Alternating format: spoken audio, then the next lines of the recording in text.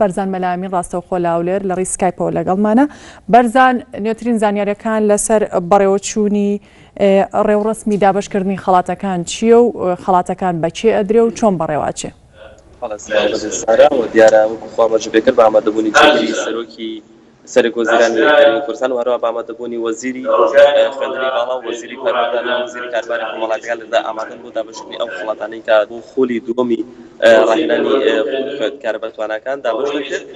دیارە ئەمە دووەم خولە خولی پار ئاماژەکان کە تەنها لە 28 خوێندکار پێکرد، بەڵام لەم ساڵدا نزیکەی 2000 زیاتر خوێندکار ئەو داوایان پێشکەش کردو، خۆی گشتی نزیکەی زیاتر لە 700 خوێندکار وەرگیران و لێستادا نزیکەی 100 یاخود ئەوەی کە دیارە لێستادا بەشارەکان دیارە ژمارەکان بەجێگیری نەکراوە. لە ئێستادا دوای ئەو مەراسیمە خەڵاتەکانی